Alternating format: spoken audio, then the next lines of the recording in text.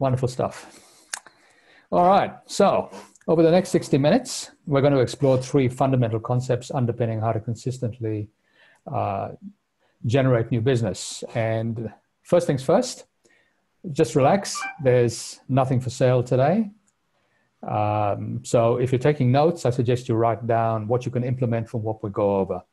Now, obviously, today is only going to be about an overview. So at the end of the session, should you wish to accelerate your progress, we're going to offer you some time, which is a gift from us to you, to help you take a holistic view of your growth strategy. We'll give you more details at the end of the session. Now, because I'm covering a lot of ground, we'll also provide a replay to the session, so you don't have to madly take notes. Okay? So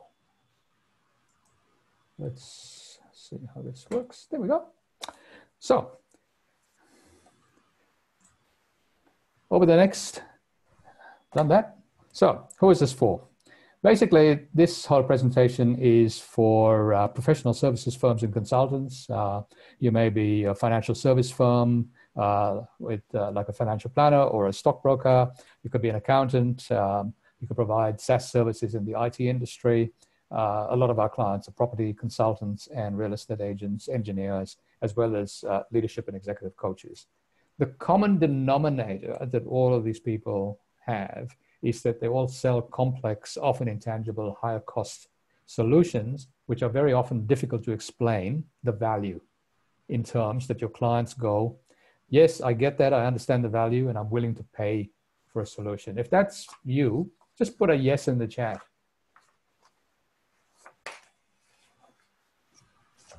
Everyone find the chat button down the bottom? It's a little speak bubble icon. All right, let's move on. So, brief bio from us, from those of you who don't know us. I think most of you on the call do know us, but there are some people who don't. Over the last 20 years, Barbara and I have coached and mentored aspirational business owners in over 50 different industries.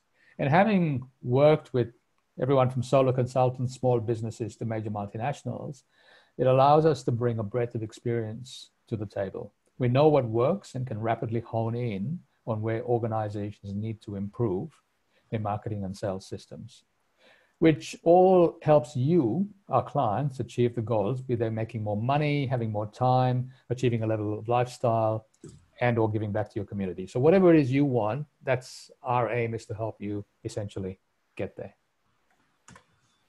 So the biggest challenges that we've seen over this time is that just about every organization we've worked with have been great at delivery. They wouldn't be there if they weren't great at delivery. But what they're not really good at is generating new business on a consistent basis and keeping it. And it's not their fault.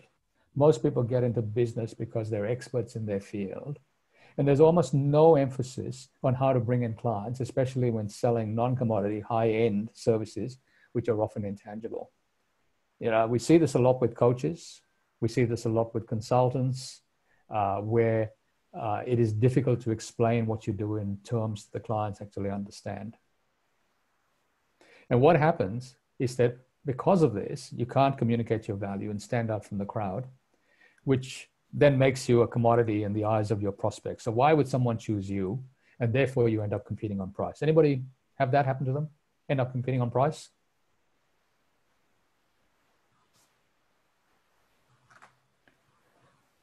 Very often when we're working with clients, we see that there's a lack of efficient sales process as well. So a lot of wasted time happens with having lots of meetings.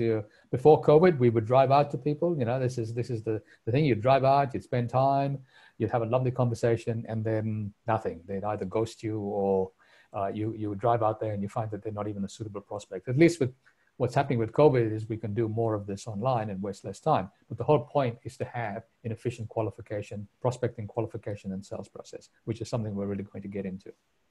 And if you don't have this, the result we see is an inconsistent cash flow. You're constantly chasing your tail looking for business. There's a feast and famine that goes on, and you're vulnerable. You know, you're vulnerable to the vagaries of the market. You're vulnerable to the vagaries of, you know, you may only have a few clients, and if one of the major clients goes, then your income goes with it. We see that quite a lot. So ideally, you really want to be in control of your own destiny. You want a steady cash flow, and you want a steady flow of ideal clients coming into your business, because there's always attrition. No matter what business you're in, you're either growing or you're dying. You cannot stand still. If you're standing still, you effectively die, because people will come for whatever reason, be it out of your control, people will leave. And so you've got to keep getting people into the business.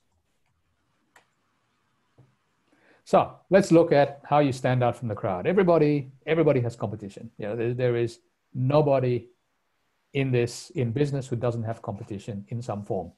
Because if you didn't have any competition, there wouldn't be a market, frankly. So if you're in business, why would a prospect choose you? How do you differentiate yourself? How will your potential clients recognize your expertise and your uniqueness? Because unless you make yourself distinct, in their eyes, you will once again be perceived as a commodity, and you'll end up competing on price. So when we work with our clients, we work very hard on distilling down exactly what matters to their clients, the end client, your client, in their eyes, and what makes you unique in their eyes. And the goal is to position yourself so there's never an apples to apples comparison. So they can't just go tick, tick, tick, tick. Yes, you're just like Fred, or you're just like, Smith, whoever, Paul, Peter, Paul, and Mary. And why should I can just throw a dart and pick one of you. You don't want that to ever happen. So distinguishing yourself from the competition also enables you to set the buying criteria by explaining to your prospects exactly why they should choose you. And if they're comparing you to your competition, what questions they should be asking. So you have to educate your potential clients as to why they should be choosing you, what makes you unique, and why, with the answers that you provide, so that the outcome is you never end up competing on price. And I'll give you an example. Can I just add something? And uniqueness is not necessarily what it is you do alone. It's also who you are, because many of us would say it's the same process applies. If I'm a hypnotherapist, that's what I do. If I'm a financial advisor, that's what we do. But it is your personality, it's your unique experience that has to shine through as well, because nobody can copy who you are. They can maybe copy what you do, but they can't copy who you are. So you as the individual shines through. And also, people say, okay, what makes me different? Well, sometimes it comes down to a likability factor. We choose people because ultimately we choose people on emotion. If we don't like somebody, unless there was absolutely no other choice, we're not going to do business with them. So likability comes into it. There's a whole range of stuff that comes into it, but ultimately it also comes down to trust. Have you been able to develop trust with your potential market and your potential person? Indeed. So yes, you're right. Absolutely. Trust. So if we look at an example, so John over here was a long-term client of ours, and he's a financial planner. Now, we work with a lot of financial planners, and if you open up the equivalent of the white pages, you will find there are probably hundreds of financial planners, probably even thousands of financial planners in Australia alone. So what makes one financial planner different from another one? So if we look at John, he was a generalist. He's been around a long time, but he was a generalist. Now, when we talked to him in depth, we found that he actually had unique experience in aged care. He had lots of contacts in the area, and he really understood that market. He understood the nuances of aged care in ways that most other financial planners didn't. And so we said to him, look, let's niche down into this market. It's not that you can't do normal financial planning, all of the stuff that people do, but if you're going to go for a particular market and you want to position yourself in a particular way, niching down, becoming an expert, and putting a stake in the ground and say, this is what I want to be known for, means that you attract a certain segment of a market. And frankly, it's a pretty evergreen market. We're all getting older. Most of us on the call looking at us are, closer to 60 than closer to 40. Let's put it that way. So when we interviewed his clients, if we look on the right-hand side over here, we basically created a white paper which talked about the critical steps that people have to take before moving into aged care. We use that as a springboard to make relationships with people like United Care, with Probus. Probus, if you're not aware of them, are a community of retired business owners. It's a worldwide community, but we had a national agreement with Probus, with John. And doing so helps him position himself and bring in a whole series of clients that he wouldn't have had otherwise. Barbara, do you want to add anything? Also, he is an older gentleman, so there was credibility from a grey hair point of view, in the sense that I think it's more problematic for a 20-year-old to tell you what to do at 65 and beyond, and take those steps, rather than someone who sort of is in that age group. I think there is more natural credibility to it. Okay. All right. So when we work with clients, we say, look, this is the cycle of life when it comes to client acquisition and growing a business. I've put positioning in the middle because ultimately the goal of every business is basically to position themselves as the leading authority, go-to person, however you want to put this, the person who stands out from the crowd, so that when people think, who should I go to? It should be Bridget. Who should I go through? It should be Paul. It should be Jean. Whoever it is, that is the person in my particular market that I recognize as somebody that is head and shoulders above everyone else. But you only get through positioning by going through marketing in the first place. So the cycle that we take everybody through is we start with marketing, and we'll go into that in more depth in a second. Prospecting, which is actually reaching out for clients. The sales process, which is converting them. They become a client. And once they're a client, it's for deepening the relationship with that client, because you'd be amazed at how many people leave money on the table. And this I especially see with IT companies, where they're doing a job for an organization. They've got lots of consultants in the organization doing the work. It's a fantastic opportunity for these consultants to go around and say, okay, but what other projects are out there? What else could we be doing for this company? Who else could this company refer us to? And that is a missed opportunity with a lot of consultants, because they don't actually work the clients that they've already got, because it's costs maybe 7, maybe 10 times more to get a client on board than to keep selling to a client. And once you've got the client, you've got to really look at the lifetime value of that client. So, the first sale might be whatever the first sale is. It might be 2,000, it might be 10,000, it might be 50,000. But over the lifetime of that client, what else would they buy from you? Who else could they refer you on to? But you have to work that relationship. And this is something that most people don't do. And that's leaving a lot of money on the table. Anybody agree, disagree? You can put something in the comments. So this is a model that we have created that is the basis of all our client acquisition. We call it the MPS, Marketing, Prospecting, and Selling Acquisition Advantage System. And the biggest mistake we see clients make is that they take a piecemeal approach to marketing. The marketing can be very ad hoc. Sometimes there isn't any, or they don't do any prospecting, or they just think that clients are just going to fall into their lap, and just because they're going to get a lot of referrals.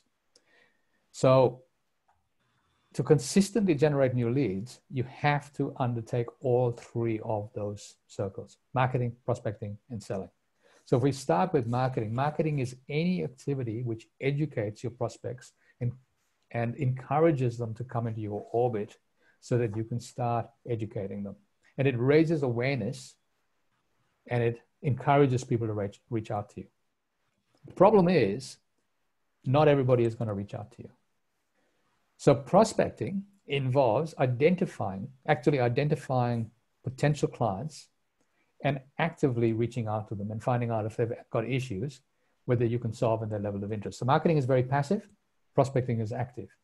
And then sales involves homing in on what your prospects want to achieve. It's the qualification bit over here, highlighting what's stopping them from achieving that, showing them that you've got a solution.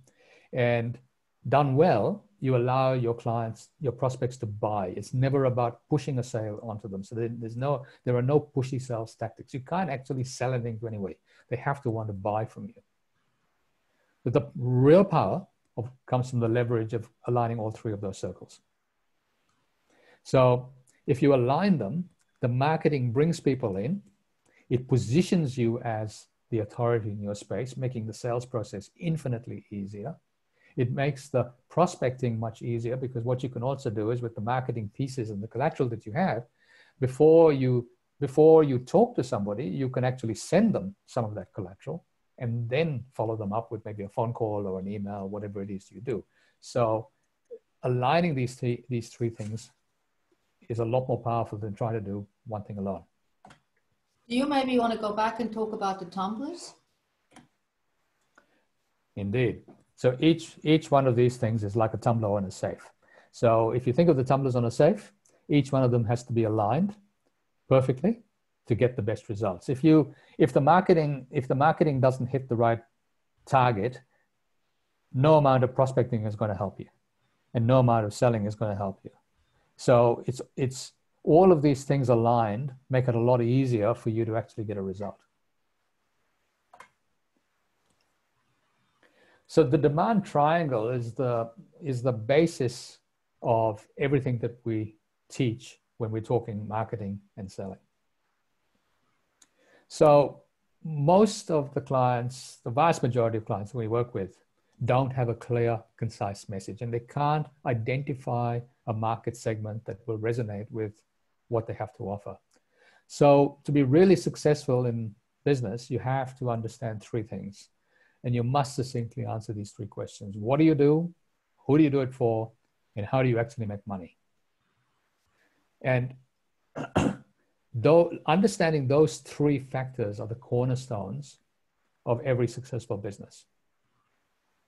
So if we look at it through your client size, and let's just take each one of these in turn. So what you do is the first step. If you look at it through your client's eyes, this is about deep compassion and understanding of a client's issues. What are the problems that they're facing? Because we buy things because we want to solve a problem. We want a particular outcome, but pain is the first thing that usually gets us to move. So what is it that they really, really want from you, and what would that outcome be? Now, the other thing that we really stress with our clients is, okay, especially consultants, you can do a whole bunch of different things. The question is, can you narrow this down to one or two things that you can do for that client that they would really, really value, and then broaden it out? So when you're going out there with a marketing message, don't say, I can do 15 different things or 20 different things. You don't want to look like that proverbial Chinese menu where there are 50 pages and you don't know what to choose. You want to make it really easy by homing in on one specific problem that they've got, one specific outcome that they're likely to want, and write your message around that. And then when you're writing the message, you've got to think in terms of left brain and right brain outcomes. So left brain outcomes are tangible. So I am going to produce this, 10 different clients in 90 days, guaranteed. That is a tangible outcome. How will they feel is a right brain outcome. So if somebody gets this outcome, how are they going to feel? Now, that's usually a combination of some form of happiness, status. So if it's a larger organization, the person could get a better job. He could have promotion. He could get promoted. There could be a status factor. I'm a winner. What is the emotional outcome that somebody is looking for? And with all of these, you need to validate with your clients. What is it that you're actually looking for?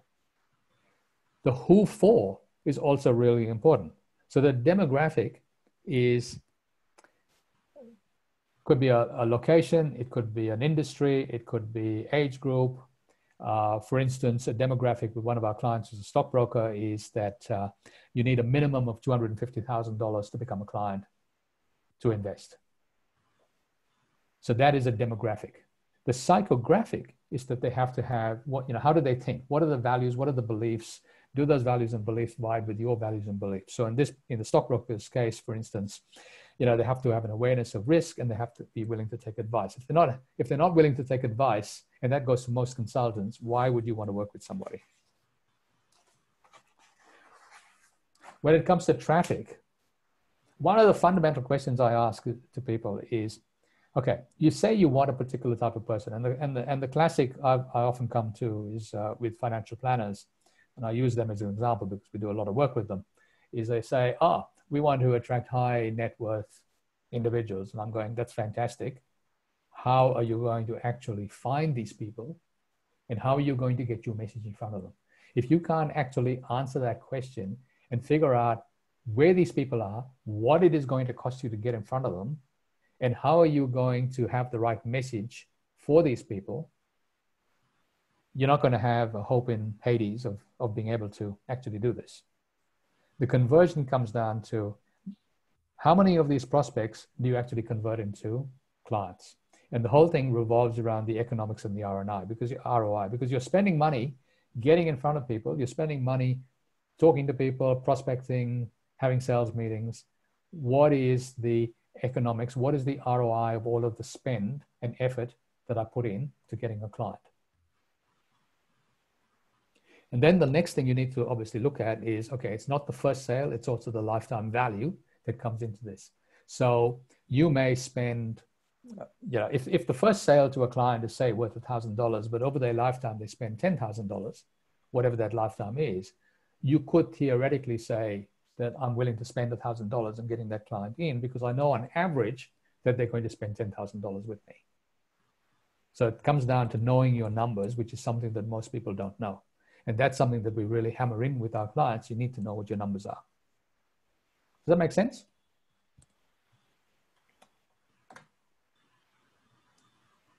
So let's talk about how we craft messages.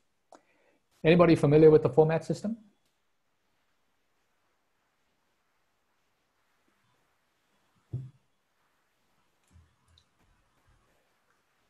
The format system is one of the most powerful concepts that we teach. It was codified by a lady called Bernice McCarthy in the 1960s, and is the basis of all of how we all learn and process information.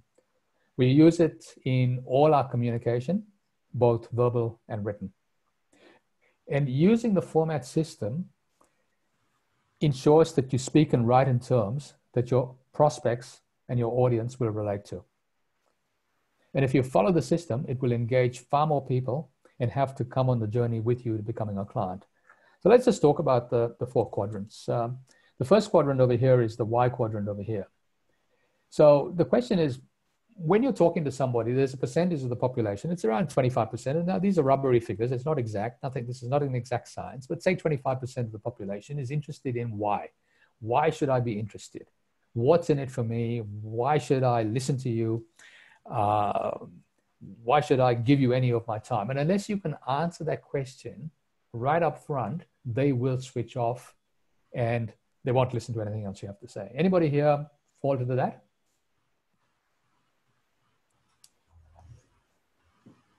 Put it in the chat if you fall into that. Thanks, Paul. You're not the only one, I can assure you. Interestingly enough, when we give this presentation, this is one of the first things that people say. This is one of the areas people say, I've never heard of this, and this is really useful. Yeah. So, and just up front, we had the question in one of the previous webinars we ran. It has to be done in that order. So 1, 2, 3, 4. Don't do it in any other way. So just. So the next section, say around 55% of the population falls into this, and they're information-based people. So information, a classic engineer, process-driven, accountants, anybody who's interested in information for the sake of information. Believe me, there are plenty of us out there. So people like us, and I include myself in this, and we're not that interested in why something is important. We're not interested in what we're even going to do with it. We're just information sponges. It's like having knowledge for the sake of knowledge.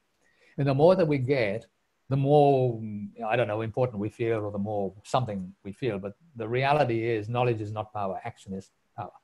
Taking action and implementing is real power. Having said that, you've got to cater for people who want that information. So that's about 55% of the population. Then there are the how people. The how people are, if you think of kids in chemistry classes and you've got 2 chemicals and 2 different beakers and they put them together to see what's going to happen and it goes boom, that's fantastic.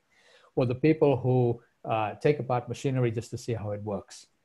They're not interested in why something should be happening. They're not interested in theory. They're interested in practicalities. That how do we actually do this? They are probably around 30% of the population. And then you have the classic what if entrepreneurs. And the classic, well, they're about probably 10% of the population. And they're the people, before you even, the minute you've opened your mouth, they're already going laterally thinking, okay, what else could I be doing this with this? What else? They're going idea. They don't necessarily follow through on too many of those ideas, but they have ideas after ideas. But when you're dealing with a group, even with an individual in a group, and you have absolutely no idea where they fall, that's the reason you need to go through all of these 4 quadrants in that order. But you don't spend. Okay, so let me give you a couple of examples of where you would use this, how you would use this. So when we write written material, we go through all 4 of these quadrants. When we're in a sales conversation, we only deal in the why and the what if, with very little what, no how. Because ultimately, a client wants to know, or a prospect wants to know, why should they be interested, and the why is going to delve into the problems that they have, and the what if is going to delve into the outcomes that they want. And the mistake that most people make, including professional salespeople, is that they, in my terms, vomit all over their prospects, which means that they give their prospects all sorts of information that the prospect really doesn't care about and isn't interested in it. If you were going to do a keynote presentation, I would spend a little bit on the why, because you need to draw them in. Most of it in the what, using case studies, examples, how this thing, very little on the how, and then a little bit on the what if, what else could they do with this? But most of the time in the what area. So you have to adjust this for how you're going to be using it.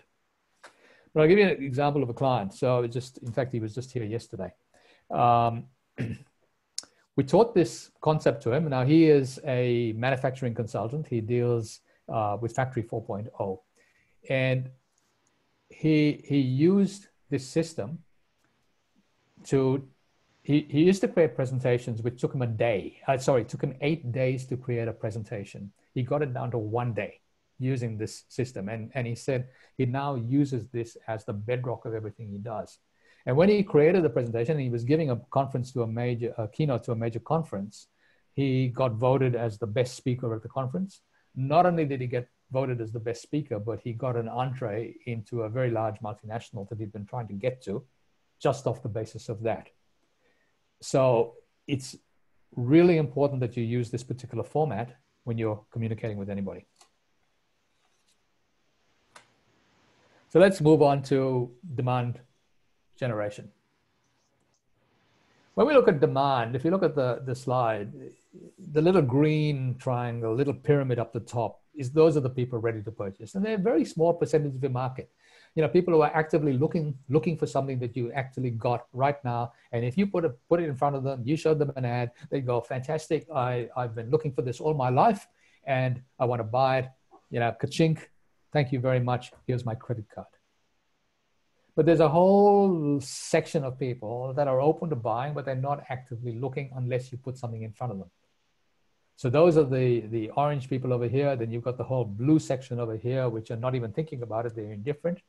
But if you did put something in front of them and you raised awareness of a problem that they could be having, that they hadn't even thought that they were having, there was certainly a possibility of creating a sales situation. But most people only target that green bit at the top of the iceberg. They're people looking for a solution, and therefore they miss out on all of this down here, which is really the majority of your market, which is where prospecting comes in. And we're going to get to that in a second. Any questions on any of that? You can put it in the chat.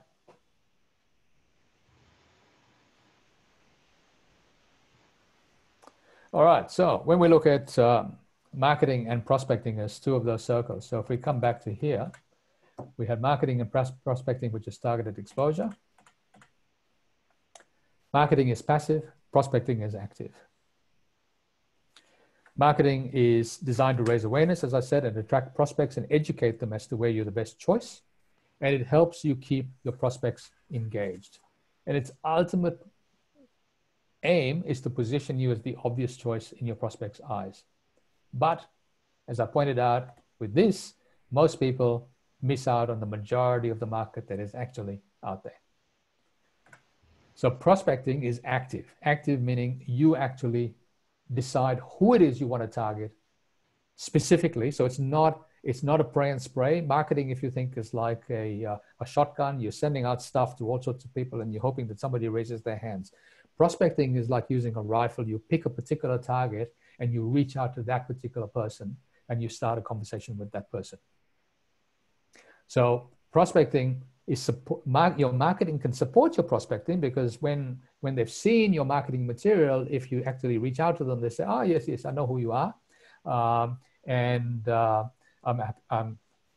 happy to have a conversation with you. So when we're doing marketing, so we do a lot of content marketing on LinkedIn and Facebook, our own newsletter. So when we actually ring somebody, it's never a cold call. 99% of the people have heard of us, they know of us, they've seen something that we've done, which makes it a lot easier to start a conversation with somebody.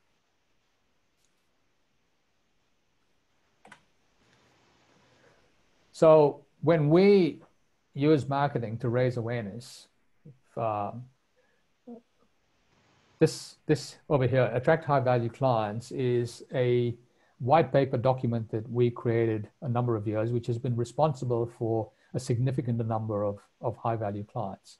We give it away as a means of getting somebody's name, email address, and phone number so that we can start following them up, because the power of, the real power is in the follow-up.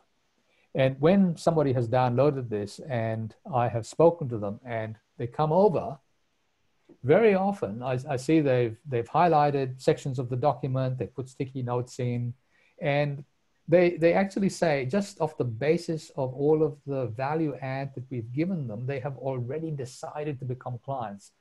It was just a formality that they came over and actually sat down with us and we said, okay, well, this is the deal. Are you happy to take the deal? And they said, yes. It makes the sales process infinitely easier if you do this. So that's just one part of what we do. But then if you follow us on LinkedIn or in your newsletter list, you'll see that we put out a significant amount of content. So we put out newsletters twice a week. There's a written newsletter and there's a video that is put up on LinkedIn. It's put up on Facebook. We personally don't use Twitter or Instagram, but if your market is on Twitter or Instagram, that's where you need to be.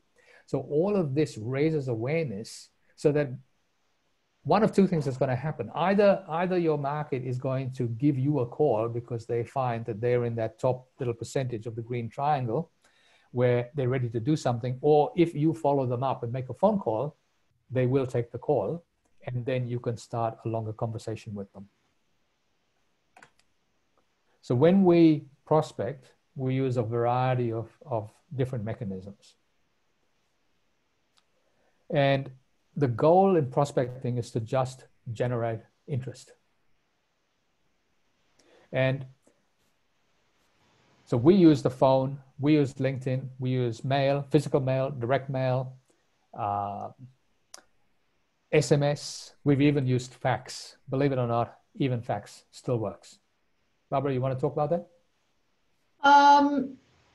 Which one? Fax? No. Which client?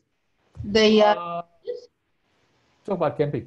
Yeah. Okay. So a client of ours, they're welders, and they had a trade show coming up, and we helped them. It was a pre, a during, and a post trade show marketing plan we put in place. So there were letters, there were emails. We alerted the whole marketplace that they were exhibiting, and so on and so forth. And it was a combination of physical mail, email, and fax. And there's a really funny story. So one letter was sent to a particular managing director of someone who does need welding equipment. And then later, some time later, we sent a fax, and this fellow turned up, and there was a daily price. They gave away a welding helmet on the daily basis during the whole trade show. So he wanted a helmet. And once they started talking, I said, so how did you hear? What did bring you here? And it was the fax. So we found out that his PA threw out the letter that came first. Someone else picked up a fax that we sent a couple of days later, with the invitation. Someone else picked up that fax and put it on the managing director's desk, and that's how he turned up. So if you use different media to get attention, you have a far better chance to actually get through to people, because not everybody responds the same way to the same thing. And in today's world, we had someone say, what fax, does it really still work? Yes, it does. It really does. Because you get far fewer faxes than you get emails, for instance. So that's one differentiator. And even if you don't have a fax machine, very often people just have their fax go to the email, but you still see it as a fax. You're going to open it. You're going to be curious enough to open it. Yeah. Whereas an email, you'll look at the subject heading and just go delete. Okay. Now the interesting thing with this same client is it comes down to positioning. Okay, so if I wrong. Yeah, that's true, Paul. Yes, that is true. It depends. Obviously, it's not one size fits all. It's just making a point that various bits and pieces can be done in different ways. So this particular gentleman. Okay, so same company. One day, just before Christmas, I got a phone call saying, "Oh, Rashid, I have to apologize." And I said, "Well, I have no idea who you are. What do you need to apologize for?" And he said, "I've been receiving your emails for 2 years, and I've been hitting delete until I saw one which raised, got my attention. And it spoke to a particular problem that I was having with my sales team. And incidentally, that happens a lot. It never ceases to surprise me how many times we will send out an email and somebody will ring and say, we were just talking about this particular problem. How did you know? Because we were talking about this and it just happened to lob into our inbox right then. Anyway, so we had a conversation and he said, look, this is my situation. Can you help? I said, yes, we can help. So we arranged a day's consulting. There and then, gave him a figure. He accepted it, and that was it. We did the consulting. He was very happy, and I left it at that. Now, this is where constant follow-up comes up, because they were in Campbelltown at the time, and we were up in Gordon. And if you know Sydney, that's one's up the North Shore, Campbelltown's on the way to Canberra. And we happened to be going to Canberra for the weekend. And Barbara said, look, why don't you ring him up and say, look, we're coming past. Ring him up, come past, sit down, see what else he could possibly need. And I said, no, why would I want to do that? He doesn't, we've done what we said we were going to do. Barbara insisted, didn't you? Yes. And you did. And so we stopped by, we had a conversation, and he said, look, this is when they brought up the trade show. And we said, okay, so what are you doing for the trade show, all of this? And we ended up doing everything from setting up the trade show. They were actually spending about $50,000 on the trade show booth. This was big biggies. And we did everything from finding clothes for them in Canberra with Rivers. We went looking for clothes, believe it or not, to setting up the whole trade show promotion, which ended up them having the highest month ever that they'd had in the history of the company in Australia. Now, this is a multinational in Australia. And that then parlayed into another $100,000 worth of work for us because we followed up. Because Barbara, let's face it, Barbara insisted we follow up. So there's a huge amount of value in positioning yourself so people can actually come to you, and then making sure that you have a sales process, and then following up and not being too shy to actually say, hey, you've got a particular problem. I can solve that problem. Do you want to do that? And if so, here's a price. And do you want, and let's sign the deal. So when we're talking to people on a prospecting conversation, basically your whole goal in prospecting is to rapidly find out whether you should be spending time with this person or not. You know, is this person even in my target market? Okay, now hopefully you've done some homework before you got to this point that they would likely to be in your target market, but sometimes they may not admit to having any particular problems that you can solve. So basically you want to quickly find out whether they've got a problem that you can solve. And there are two aspects to problems. One is the pain, and the other one is aspiration. So people move faster because of a problem that they have that they don't want, rather than an aspiration they want to get to. And that is especially true in times like this, when we've got COVID happening. There are a lot of people in pain. There is absolutely no point talking to somebody about their major aspiration 3 to 5 years from now. Right now, you've got to solve a very specific problem that they've got now, whatever that problem is that you can solve. And you've got to be able to figure it out. You've got to ask them, is there something in my area of expertise that you are suffering from now that we can fix in the next 90 days? And if they've got a problem like that, then how long have they had this issue? And what is this issue costing them? What is the issue going to cost them if they don't fix it? What have they done to try and fix it? And what would the outcome be if they did fix it? And if they want to move, when would they want to move? So you need to be really good at asking questions not in an interrogation way. No one wants to feel that, you know, you're sitting at the other end of a police cell.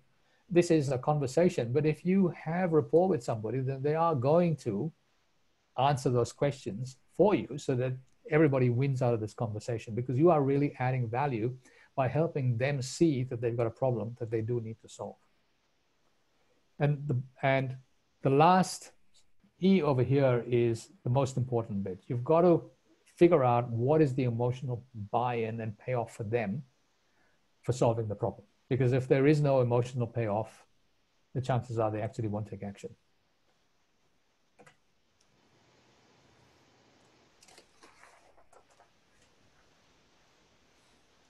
So one of the most important things that we talk about with clients is that you never stop talking to people until they definitively tell you to go away. And even if they tell you to go away, it doesn't mean that that might be just now. It might not mean forever, because circumstances change and you just don't know when something is going to happen for them to be in a position to buy. And you need to be the person that they think of when that happens. And the only way that that is going to happen is if you keep in touch with them in some way. Now, when I say keep in touch, it is not just sending them, you know, hey, how are you going, whatever. It is adding value. So if you know that they're in a particular industry and they have a particular interest, you might send them some articles on something that's happening in the industry, a new way of doing something. But if you also know and take the trouble to find out something about them personally, you can say, okay, let's say for argument's sake, they like motorbike riding. You might have come across an article on a particular bike that you know that they're interested in. Send the article. It doesn't cost you anything to do this. And people feel that you're interested in them, because it always comes down to the classic, I don't care how much you know until I know how much you care. And if you look at this slide, you'll notice that the vast majority of salespeople, 89%, this is according to Microsoft, 89% of people have given up after the 4th contact, but most sales are made after the 12th contact. The longest someone has been on our list was 10 years before becoming a client. The people we spoke about, the welding organization, was on there for 2 years. So sometimes people come on and they become clients immediately, but very often it is in that constant follow-up that things actually take place. So if we look at this on this page, if we look at this example, so this is an example from a client of ours. He is a leadership coach who helps school principals, well, school leadership teams. He's passionate about improving student learning outcomes. So he helps leadership teams in schools become better leaders, better teachers, get better outcomes for their schools. And this is an example of how we put a complete marketing and sales structure together. So the first thing we did was we actually interviewed his clients to find out what they were looking for in a solution, why they had engaged with him. So he had a bunch of early adopters, and his clients were all major high schools in the private sector.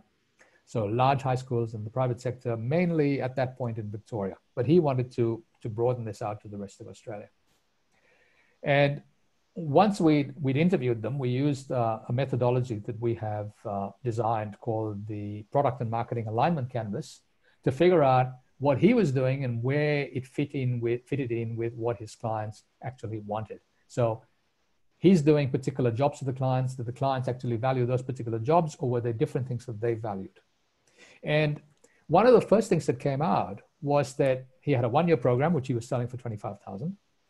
And his clients actually said, so I'm interviewing these very senior principals of major high schools, and they said, look, 1 year actually isn't enough for us to get the outcome. And I said, okay, if 1 year isn't enough, how long do you think that this should take? And they said 3 years. I said, okay, if it's 3 years, are you willing to pay triple the price? And they all said yes. So in one fell swoop, if you like, we took his $25,000 product and made it into a 3-year product for $75,000. And the benefit of that is he doesn't have to go back every year and resell the thing. He signed the contract once and he gets paid for 3 years. And there is an added benefit to that. He didn't get bogged down in delivery, everything in 1 year, and then had to restart. So he actually also bought himself time to acquire other people along the way. So that stretched the time factor as well. And then another service came out of all of this. So he, as part of his big enchilada service, he was doing a whole bunch of student feedback, some very complex stuff like 360-degree reviews with the students. And we actually hived that off as a separate product, which you could sell both as a lower end start. So if somebody didn't want the whole package of leadership coaching for 3 years, they could just buy the student feedback. So now he sells that as a standalone at a different price. So when we did all of the interviews and figured out what his clients wanted, we created white papers and we created a lot of other marketing collateral that basically positioned him using the format system of, why should somebody be interested in, or what was all of this thing, how did it work, and what were the results? And then because we know where schools are and people actually publish lists which you can buy, we bought a prospect list of all of the schools in his target area. And we created a marketing campaign where we sent out physical mail, electronic mail, followed up with phone calls to these principals. And because he'd written a book in fact, he'd written a couple of books. He'd written a book on left brain and right brain thinking. And he had a whole garage full of these things that he'd bought, and they were sitting in his garage. And I said, listen, you've got these things, you've already paid for them. Send these things as a package before you contact the principal. So the book, the white paper, other articles, put it in an envelope, priority paid, send it to them, follow it up with a phone call. That is a great way of prospecting and opening a door, because somebody gets something like this, they're going, oh, wow, this is really interesting. Let me have a look. Now, even if they don't read the book, it doesn't matter. He's positioned himself as an authority. And to illustrate the power of this, there was a major conference coming up with Catholic high school principals in Victoria. And we knew who was going because he'd bought a booth. So he'd spent money on buying a booth. So we knew who was going to this conference. So we started a campaign where we started talking to all of the attendees saying, this is what he did. These are the results he got. These were the testimonials, the case studies. And when he turned up on the first day, a principal of a senior school walked up to him and said, hi, my name is such and such. I've got your stuff. I've spoken to a number of your clients. I really value what you do. I want to sign up. Let's get going. That is the power of positioning. So let's just move into the sales area. So sales is a process, and most people wing it, and you cannot leave your sales process to chance. So your job in sales is to figure out where someone's come from, where they are now, what they want in the future, and what is stopping them. Because if nothing is stopping them, because we all have problems that we don't necessarily want to solve. Okay, so is the problem something that they actually want to solve? And so contradictory, this might sound a bit contradictory, but as a salesperson, your job is not to actually convince anybody to buy anything. You can't actually sell anything to anyone. Rather, it's to persuade someone that you have a solution to an issue. So if the issue is big enough and they're willing to spend money on solving it and spend the time solving it, which are money and time and effort, then that's when you're going to get a sale. So when we teach a sales process, the whole thing starts with understanding and having a deep compassion for your prospects' problems, where you want to go, where they want to go, and what their future is going to be. And then if you genuinely feel that you can solve their issue, then you need to say to them, hey, this is a solution. Would you like to hear about it? And if yes, talk about the outcomes of what you're going to give them and say, this is how much it's going to cost. Are you okay? And if yes, sign the deal. Because what we find is a lot of people will have the conversation, but they won't ever ask for the order. Because whatever reason, I think it's innate. We don't want to feel rejected or whatever the reason is, but unless you specifically say, would you like to do this? Very often people will not. You'll walk away. They'll feel that, they haven't been satisfied because you had a solution. You actually haven't done them a service. You haven't done them any favors because you haven't solved the problem for them. Because you'll only solve the problem for them when they actually buy, commit, and follow through. Does that make sense?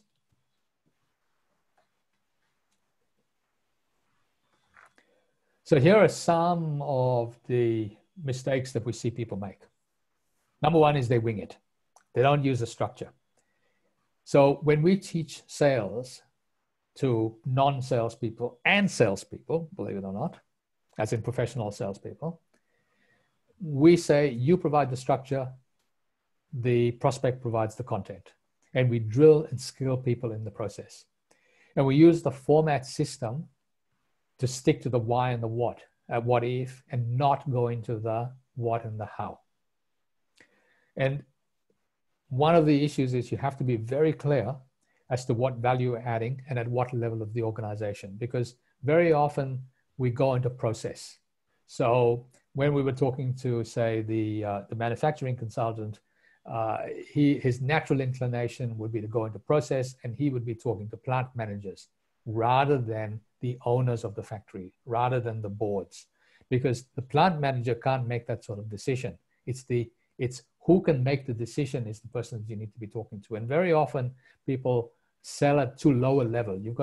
Especially if you've got a strategic product, you need to be selling at a higher level. And that goes for a lot of the IT type SaaS products that we help people sell as well. Actually, just quickly, the manufacturing fellow, Mm-hmm. once he started selling at the appropriate level, which is the managing directors and the owners, and approached them, he quoted some numbers the other day, didn't he? Yeah, it was quite fascinating because he started and he was using LinkedIn to target people, and he was targeting plant managers and mid-level managers, and he wasn't getting any results. He was getting maybe 5% response rate. He then took advice and started to target managing directors and the executive level of these organizations, and he was getting something like a 40% response rate. So targeting the right person in the organization is absolutely critical. And most people start too low. And if you start low in the organization, it's very hard to go up. But if you start higher up in the organization, that person can say, no, you need to talk to somebody here, and here are their details. And because it's come from on high, you're more likely to get a proper hearing. And there's one thing that we really need to be aware of, all of us, is there are many more people that can say no and very few people that can say yes. So don't start with the no's if you can avoid it. All right. So that's it for today. So when we started, I said I'd offer you an opportunity to accelerate your progress. And so here's what we'd like to offer you as a thank you for being on the call. We're going to give you some of our time to help you get clarity and a clear path forward to bringing in new clients in the next 90 days. So when you book into a session, here's what we're going to do. We're going to go through deeply into how you can align and apply our marketing, prospecting, and sales framework to start building a community of perfect future customers. We'll look at how you can generate leads and sell your services to people more consistently, easily, and effectively. And the goal is to create a launch plan so you'll know exactly what to do, when to do it, and how to approach your ideal clients. And our aim is to identify a clear strategy to help you move forward so you're clear, confident, and excited about how to consistently bring in business. It's completely free because we're happy to help people as a thank you for being here. Now, some people will say, well, why are you doing this? And I'll be perfectly frank. We know that there's a percentage of people that we deal with who will be interested in working deeper with us to implement the plan we map out. Now, it's fine if you want to do that. If you want to take the stuff that we give you, because we will be quite comprehensive and say, I can do it myself, it's also absolutely fine.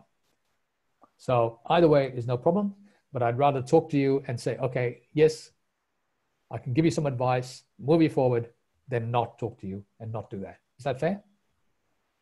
So that's it.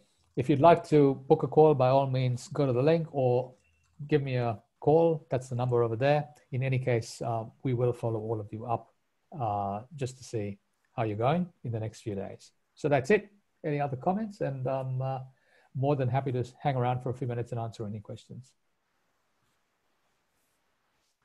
And I'll stop the share and move back here. And I'll just take everybody off mute. So if anyone wants to